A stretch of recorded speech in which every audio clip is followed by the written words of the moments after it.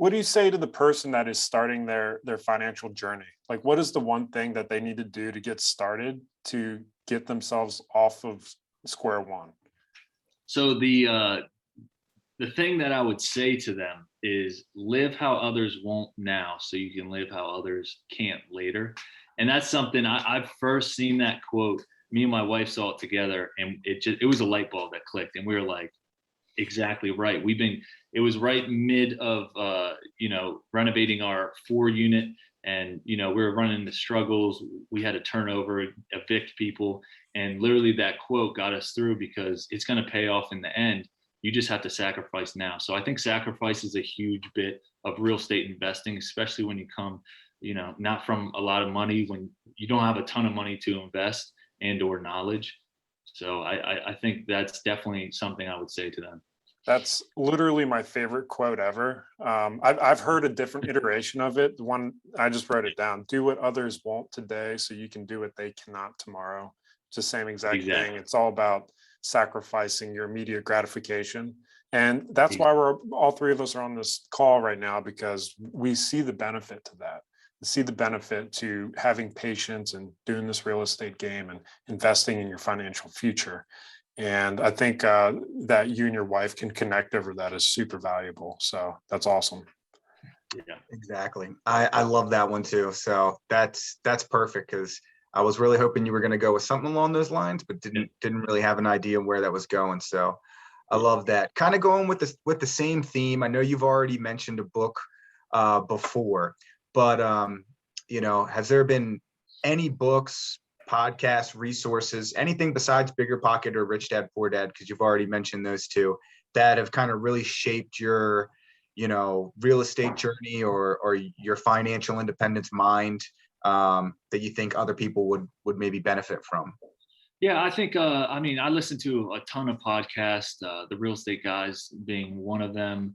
And I listen to a ton of those, but I think honestly, the biggest thing for me that I found the most value out of is actually networking and talking to other people that are either a couple steps ahead of me, way ahead of me, or even people right at my level. And you know what? I can always get value from people that less than 4 units as well. So I'm still kind of new at this, but networking has been huge. Patrick, I know we met up, and that was a great experience. Just being able to see, look, like there's two people that are doing it right now, and it gave my wife and I, huge confidence since to get to the level that you and your wife are at right now. So networking, I would say, is just huge. But the book that did get me started was Rich Dad Poor Dad, and I'm also brushing up right now on the David Green's Out of State Investing book right now, because we're going to try and do that. So. Great books. Yeah. I've read both of them, and I actually just listened to Rich Dad Poor Dad again about a month ago, just because it is such a good one. I think once you read that, if your life doesn't change or your thought process doesn't change, it's never going to. Yeah, you're dense at that point. Exactly. You can't be helped. Exactly. And we also touched on this last one a little bit, but we'll have another stab at it. Maybe you can give us a little slightly different answer. Other than having 50 units by 2028, where are you going to be on your financial independence journey in 5 years? How is this going to change as you're moving towards those goals? Yeah. So, we're always going to live below our means for the most part. We don't want to live a luxurious lifestyle. We just want to have time. And that's the biggest thing, honestly, for us as we start our family. We both are extremely huge family people. And like I said, growing up with just my mom and my brother, it taught us really close knit how to be a family. So my biggest thing is that I just want to be there for my kids, and whenever they have, not have to miss anything out of their lives, so I can have the passive income to miss a big meeting in real estate if I need it, and just have that time freedom. You'd be really surprised, but I think a lot of people out there think people that are real estate investors and people that are going towards financial freedom are really money focused. And almost everyone that I talk to that's in the space all value time way more than money, but realize that money is going to be the asset that is able to buy back their time. And that's so important.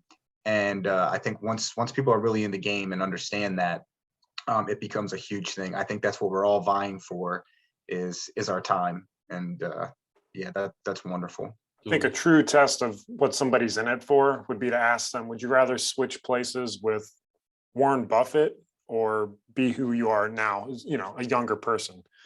Would you rather just have that money, or do you want the time to be 20 years old with your life to look forward to? Exactly. So that's exactly it right there. Well, Evan, it was great talking to you, man. Where can people get in touch with you if they want to reach out and kind of connect with you on your life journey in real estate and financial independence? Yeah, my wife and I just started Instagram at chasing_rentals. And we're going to be posting a lot of things from there. Right now, we just have our 4-unit on there, but as we buy and grow, we're going to be we're going to be growing our Instagram hopefully and putting a lot more up there. So that's what we're doing. We're trying to be like the rental property couple. So yeah, they put out some good stuff every now and then. Yeah. Hey, we try. Well, everybody go ahead and give Evan and his wife a follow. It sounds like they got some great stuff coming down the pipeline in the next year, if not sooner. And follow me, Rental Property Couple, James. And you can give me a James_Ripion. And it sounds like I need a cooler Instagram handle to get people directed to, but we'll figure that out later. You can give me a James_Ripion.